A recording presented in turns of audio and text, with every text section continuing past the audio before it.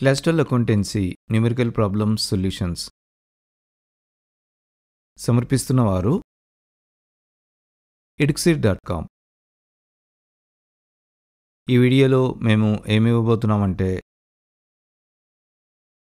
Accounting for partnership basic concepts, guarantee of profit to the partners solutions, problem 31 solution.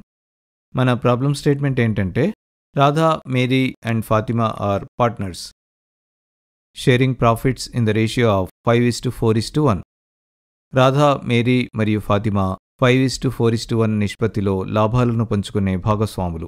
Fatima is given a guarantee that her share of profit in any year will not be less than 5,000 rupees. ఏ సంవత్సరంలోనైనా ఆమె లాభంలో వాటా 5,000 రూపాయల కంటే తక్కువ ఉండదని ఫాతిమాకు హామీ ఇవ్వబడింది. The profits for the year ending March 31, 2000 XA amounted to 35,000 rupees. March 31, 2000 XAతో ముగిసిన సంవత్సరానికి లాభాలు 35,000 రూపాయలు. Shortfall if any in the profits guaranteed to Fatima is to be borne by Radha and Mary in the ratio of 3:2. ఫాతిమాకు హామీ ఇవ్వబడిన లాభాల్లో ఏదైనా లోటుంటే రాధా మరియు మేరీ 3:2 నిష్పత్తిలో భరించాలి. Record necessary journal entry to show distribution of profit among the partners.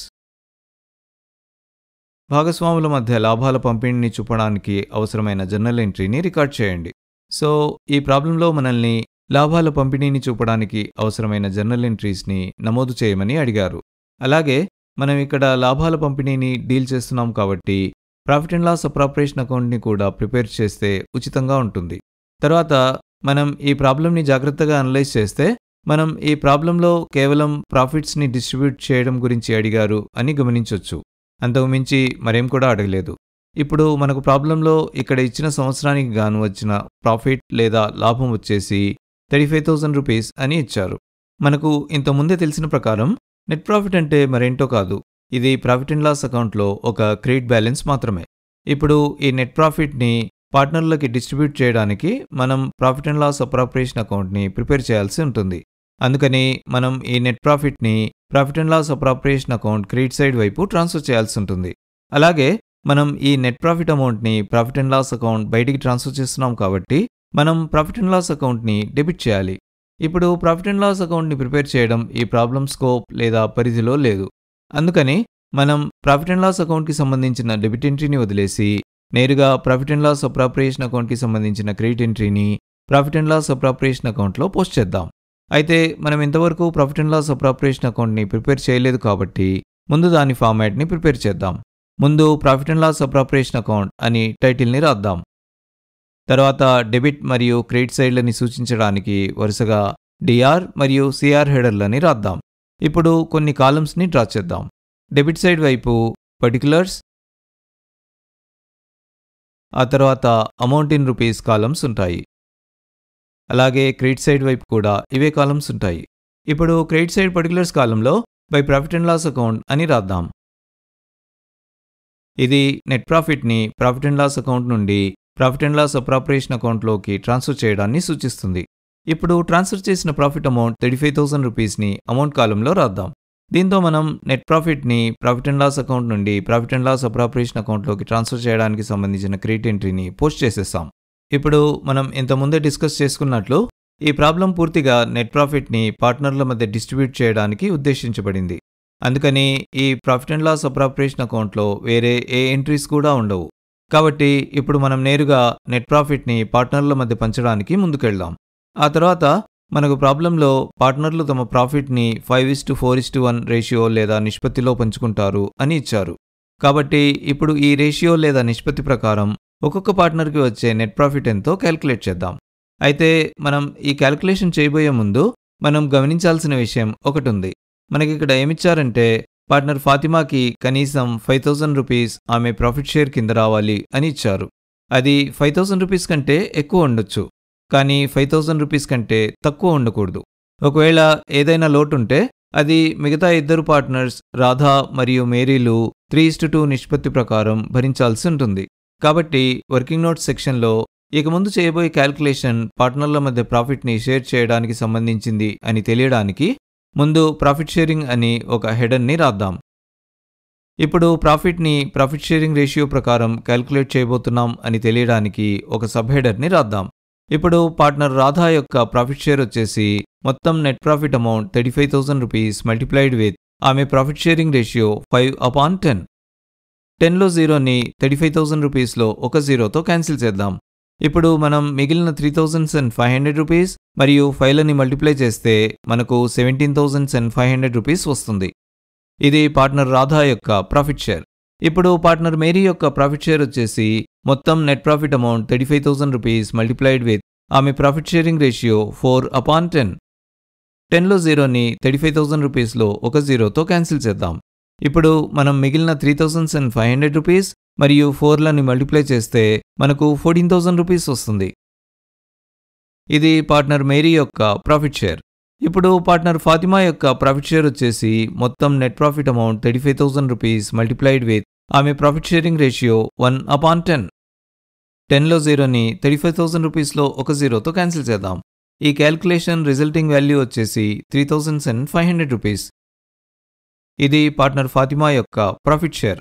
అయితే మనకు ప్రాబ్లంలో ఏమిచ్చారంటే పార్ట్నర్ ఫాతిమాకి 5,000 రూపీస్ గ్యారెంటీడ్ ప్రాఫిట్ రావాలి అని ఇచ్చారు. అయితే ప్రాఫిట్ షేరింగ్ రేషియో ప్రకారం మనకు ఆమె ప్రాఫిట్ షేర్ వచ్చేసి 3,500 రూపీస్ వస్తుంది. ఇప్పుడు ఈ 3,500 రూపీస్ వచ్చేసి 5,000 రూపీస్ కంటే తక్కువ కదా. అందుకని మనం దీని తేడాని కనుక్కొని ఈ తేడాన్ని ఇతర పార్ట్నర్స్ ప్రాఫిట్ షేర్ నుండి అడ్జస్ట్ చేస్తాం. ఇంకో రకంగా చెప్పాలంటే మనం ఇతర పార్ట్నర్స్ ప్రాఫిట్ షేర్ అమౌంట్ని తగ్గించి partner Fatima guaranteed profit share amount 5,000 rupees వచ్చే విధంగా ఆమె ప్రాఫిట్ షేర్ అమౌంట్ని అడ్జస్ట్ చేస్తామన్నమాట. బై ద వే మనం ప్రాఫిట్ షేర్లో ఈ తేడాని డెఫిషియన్సీ అంటాము. So Fatima profit share deficiency వచ్చేసి ఆమె guaranteed profit amount 5,000 rupees minus profit sharing ratio ప్రకారం మనం క్యాల్కులేట్ చేసిన ఆమె profit sharing amount 3,500 rupees. Subtraction చేసిన తర్వాత మనకు దీని విలువ 1,500 రూపీస్ వస్తుంది. సో ఈ డెఫిషియన్సీని మిగతా ఇద్దరు పార్ట్నర్ల ప్రాఫిట్ అమౌంట్ నుండి అడ్జస్ట్ చేయాల్సి ఉంటుంది. అలాగే మనకు ప్రాబ్లంలో ఏమిచ్చారంటే ఈ లోటుని మిగతా ఇద్దరు పార్ట్నర్లు రాధా మరియు మేరీలు 3:2 నిష్పత్తి ప్రకారం పూరించాలి అని ఇచ్చారు. ఇప్పుడు పార్ట్నర్ రాధా చేయాల్సిన కంట్రిబ్యూషన్ వచ్చేసి deficiency amount 1,500 rupees multiplied with ఆమె డెఫిషియన్సీ షేరింగ్ రేషియో ఆఫ్ 3/5. ఇప్పుడు 5తో క్యాన్సిల్ చేస్తే 5 1s are 5 300s are. ఇప్పుడు మనకు మిగిలిన 300s మరియు 3లని మల్టిప్లై చేస్తే మనకు 900 రూపీస్ వస్తుంది. ఇది పార్ట్నర్ ఫాతిమా ప్రాఫిట్ అమౌంట్లో డెఫిషియన్సీకి పార్ట్నర్ రాధా చేయాల్సిన కంట్రిబ్యూషన్. ఇప్పుడు పార్ట్నర్ మేరీ చేయాల్సిన కంట్రిబ్యూషన్ వచ్చేసి deficiency amount 1,500 rupees multiplied with ఆమె డెఫిషియన్సీ షేరింగ్ రేషియో ఆఫ్ 2/5. ఇప్పుడు 5తో క్యాన్సిల్ చేస్తే 5 1s are 5 300s are. ఇప్పుడు మనకు మిగిలిన 300s మరియు 2లని మల్టిప్లై చేస్తే మనకు 600 రూపీస్ వస్తుంది. ఇది పార్ట్నర్ ఫాతిమా ప్రాఫిట్ అమౌంట్లో డెఫిషియన్సీకి పార్ట్నర్ మేరీ చేయాల్సిన కంట్రిబ్యూషన్. ఈ కంట్రిబ్యూషన్స్ని దృష్టిలో ఉంచుకొని ఇప్పుడు ప్రతి పార్ట్నర్ యొక్క యాక్చువల్ ప్రాఫిట్ ఎంతో కనుక్కుందాం. ఇప్పుడు పార్ట్నర్ రాధా యొక్క యాక్చువల్ ప్రాఫిట్ షేర్ వచ్చేసి ప్రాఫిట్ షేరింగ్ రేషియో ప్రకారం కనుక్కున్న profit 17,500 rupees minus partner Fatima profit షేర్లో డెఫిషియన్సీని పూరించడానికి ఆమె కంట్రిబ్యూషన్ 900 రూపీస్. సబ్ట్రాక్ట్ చేస్తే మనకు 16,600 రూపీస్ వస్తుంది. ఇప్పుడు పార్ట్నర్ మేరీ యొక్క యాక్చువల్ ప్రాఫిట్ షేర్ వచ్చేసి ప్రాఫిట్ షేరింగ్ రేషియో ప్రకారం కనుక్కున్న profit 14,000 rupees minus partner Fatima profit షేర్లో డెఫిషియన్సీని పూరించడానికి ఆమె కంట్రిబ్యూషన్ 600 రూపీస్. సబ్ట్రాక్ట్ చేస్తే మనకు 13,400 రూపీస్ వస్తుంది. ఇకపోతే చివరిగా పార్ట్నర్ ఫాతిమా ప్రాఫిట్ షేర్ వచ్చేసి ఆమె గ్యారెంటీడ్ ప్రాఫిట్ అమౌంట్ 5,000 రూపీస్ అన్నమాట. ఇప్పుడు ప్రాఫిట్ని డిస్ట్రిబ్యూట్ చేయడానికి మనం ప్రాఫిట్ అమౌంట్ని profit and loss appropriation account నుండి పార్ట్నర్స్ క్యాపిటల్ అకౌంట్లోకి ప్రతి పార్ట్నర్ కోసం ట్రాన్స్ఫర్ చేయాలి. ఇంకో రకంగా చెప్పాలంటే profit and loss appropriation account నుండి మనం ప్రాఫిట్ అమౌంట్ని తగ్గిస్తున్నాం. కాబట్టి మనం ప్రాఫిట్ అండ్ లాస్ అప్రాప్రియేషన్ అకౌంట్ని డెబిట్ చేయాల్సి ఉంటుంది. దాంతోపాటు మనం ఈ ప్రాఫిట్ షేర్ అమౌంట్ని ప్రతి పార్ట్నర్ యొక్క క్యాపిటల్ అకౌంట్కి యాడ్ చేస్తున్నాం కాబట్టి పార్ట్నర్ల క్యాపిటల్ విలువ పెరుగుతోంది. కాబట్టి మనం ప్రతి పార్ట్నర్ యొక్క పార్ట్నర్స్ క్యాపిటల్ అకౌంట్ని క్రియేట్ చేయాలి. ఇప్పుడు మనకు ప్రాబ్లంలో ప్రాఫిట్ని పంపకం చేయడానికి సంబంధించిన జర్నల్ ఎంట్రీస్ని చూపమని అడిగారు. చూడండి, మనం జర్నల్లో ఈ ట్రాన్సాక్షన్స్ని 2 రకాలుగా రికార్డ్ చేయొచ్చు. మొదటి మెథడ్లో మనం మొత్తం ట్రాన్సాక్షన్ని ఒకే ఒక సింగిల్ కాంపౌండ్ ఎంట్రీగా రికార్డ్ చేస్తాం. అంటే మనం ప్రతి పార్ట్నర్కి సంబంధించిన యాక్చువల్ ప్రాఫిట్ షేర్ని రికార్డ్ చేస్తాం. ఇప్పుడు ఈ ట్రాన్సాక్షన్స్ని జర్నలైజ్ చేయడానికి జర్నల్ ఫార్మాట్ని ప్రిపేర్ చేద్దాం. ఇప్పుడు ప్రాఫిట్ అండ్ లాస్ అప్రాప్రియేషన్ అకౌంట్కి చెందిన డెబిట్ ఎంట్రీని రాద్దాం. తర్వాత ఇది డెబిట్ ఎంట్రీ అని సూచించడానికి డిఆర్ టెక్స్ట్ని కూడా రాద్దాం. తర్వాత సంబంధిత డెబిట్ అమౌంట్ 35,000 రూపీస్ని డెబిట్ అమౌంట్ కాలంలో రాద్దాం. ఇప్పుడు కొంత మార్జిన్ని వదిలేసి పార్ట్నర్ రాధా క్యాపిటల్ అకౌంట్కి సంబంధించిన క్రెడిట్ ఎంట్రీని రాద్దాం. మీరు గుర్తు చేసుకోండి, మనం క్రెడిట్ ఎంట్రీని 2తో స్టార్ట్ చేస్తాం కదా. తర్వాత పార్ట్నర్ రాధాకి సంబంధించిన క్రెడిట్ అమౌంట్ 16,600 రూపీస్ని రాద్దాం. తర్వాత పార్ట్నర్ మేరీ క్రెడిట్ ఎంట్రీని చూపడానికి టు మేరీస్ క్యాపిటల్ అకౌంట్ అని రాద్దాం. తర్వాత సంబంధిత క్రెడిట్ అమౌంట్ 13,400 రూపీస్ని క్రెడిట్ అమౌంట్ కాలంలో రాద్దాం. తర్వాత పార్ట్నర్ ఫాతిమా క్రెడిట్ ఎంట్రీని చూపడానికి టు ఫాతిమాస్ క్యాపిటల్ అకౌంట్ అని రాద్దాం. తర్వాత సంబంధిత క్రెడిట్ అమౌంట్ 5,000 రూపీస్ని క్రెడిట్ అమౌంట్ కాలంలో రాద్దాం. ఇప్పుడు దీనికి సంబంధించిన డిస్క్రిప్షన్ లేదా నెరేషన్ వచ్చేసి పార్ట్నర్ల మధ్య ప్రాఫిట్ పంపిణీ కావడం. దీంతో మనం ప్రాఫిట్స్ని డిస్ట్రిబ్యూట్ చేయడం కోసం సింగిల్ కాంపౌండ్ ఎంట్రీని జర్నలైజ్ చేసేసాం. ఇప్పుడు మనం ప్రాఫిట్ని పంపిణీ చేయడానికి సంబంధించిన ట్రాన్సాక్షన్ని రికార్డ్ చేయడానికి రెండో పద్ధతి ఒకటి ఉంది. ఇక్కడ మనం ముందు ప్రాఫిట్ షేరింగ్ రేషియో ప్రకారం వచ్చే నెట్ ప్రాఫిట్ని ట్రాన్స్ఫర్ చేయడాన్ని రికార్డ్ చేస్తాం. ఈ విధానంలో కూడా మనం ప్రాఫిట్ అండ్ లాస్ అప్రాప్రియేషన్ అకౌంట్ని డెబిట్ మరియు ప్రతి పార్ట్నర్ కోసం పార్ట్నర్స్ క్యాపిటల్ అకౌంట్ని క్రియేట్ చేస్తాం. కాబట్టి ముందు మనం షేర్ ఆఫ్ ప్రాఫిట్స్ మరియు డెఫిషియన్సీలని వేరేవేరేగా రికార్డ్ చేయబోతున్నాం అని సూచించడానికి ఒక హెడింగ్ని రాద్దాం. తర్వాత జర్నల్ ఫార్మాట్ని తయారు చేద్దాం. ఇప్పుడు నెట్ ప్రాఫిట్ని ట్రాన్స్ఫర్ చేయడానికి సంబంధించిన డెబిట్ ఎంట్రీ వచ్చేసి ప్రాఫిట్ అండ్ లాస్ అప్రాప్రియేషన్ అకౌంట్లో అని రికార్డ్ చేద్దాం. తర్వాత ఇది డెబిట్ ఎంట్రీ అని సూచించడానికి డిఆర్ అని రాద్దాం. తర్వాత సంబంధిత డెబిట్ అమౌంట్ 35,000 రూపీస్ని డెబిట్ అమౌంట్ కాలంలో రాద్దాం. తర్వాత మొదటి క్రెడిట్ ఎంట్రీని పార్ట్నర్ రాధా క్యాపిటల్ అకౌంట్లో రాద్దాం. తర్వాత సంబంధిత క్రెడిట్ అమౌంట్ 17,500 రూపీస్ని క్రెడిట్ అమౌంట్ కాలంలో రాద్దాం. ఇక్కడ మీరు గమనించాల్సింది ఏంటంటే, ఇక్కడ మనం రికార్డ్ చేసిన అమౌంట్ వచ్చేసి ప్రాఫిట్ షేరింగ్ రేషియో ప్రకారం క్యాలిక్యులేట్ చేసిన ప్రాఫిట్ షేర్. ఇది యాక్చువల్ ప్రాఫిట్ కాదు. తర్వాత రెండో క్రెడిట్ ఎంట్రీని పార్ట్నర్ మేరీ క్యాపిటల్ అకౌంట్లో రాద్దాం. తర్వాత దీనికి సంబంధించిన క్రెడిట్ అమౌంట్ 14,000 రూపీస్ని క్రెడిట్ అమౌంట్ కాలంలో రాద్దాం. తర్వాత మూడో క్రెడిట్ ఎంట్రీని పార్ట్నర్ ఫాతిమా క్యాపిటల్ అకౌంట్లో రాద్దాం.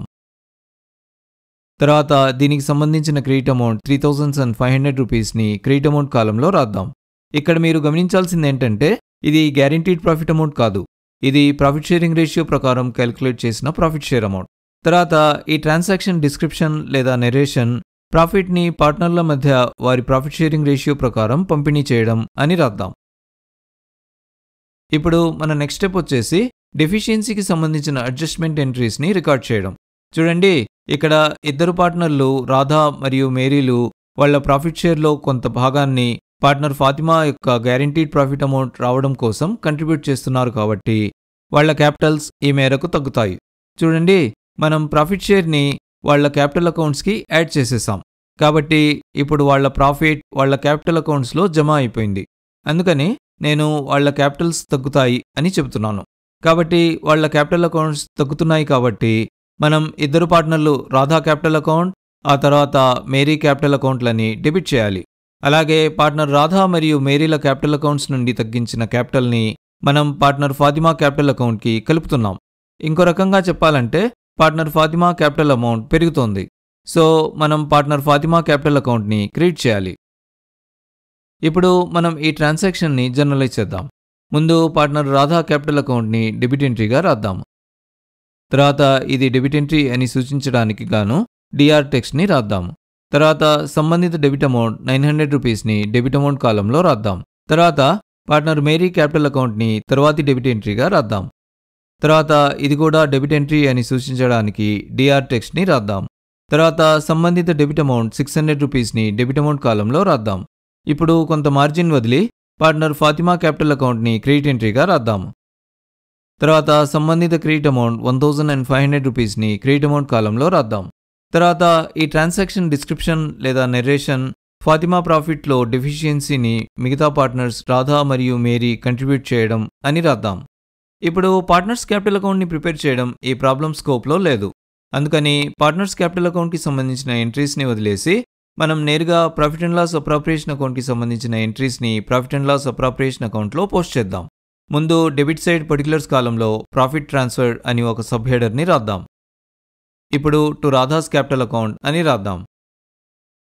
ఇప్పుడు ప్రాఫిట్ షేరింగ్ రేషియో ప్రకారం క్యాలిక్యులేట్ చేసినట్లుగా పార్ట్నర్ రాధా ప్రాఫిట్ షేర్ 17,500 రూపీస్ని రాద్దాము. దీని నుండి పార్ట్నర్ ఫాతిమా గ్యారెంటీడ్ ప్రాఫిట్లో డెఫిషియన్సీని పూరించడానికి పార్ట్నర్ రాధా యొక్క కంట్రిబ్యూషన్ని తీసేద్దాం. ఇది 900 రూపీస్. ఇప్పుడు 17,500 రూపీస్ నుండి మనం 900 రూపీస్ని తీసేస్తే మనకు 16,600 రూపీస్ వస్తుంది.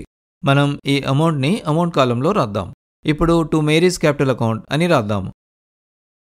ఇప్పుడు ప్రాఫిట్ షేరింగ్ రేషియో ప్రకారం క్యాలిక్యులేట్ చేసినట్లుగా పార్ట్నర్ మేరీ ప్రాఫిట్ షేర్ 14,000 రూపీస్ని రాద్దాం.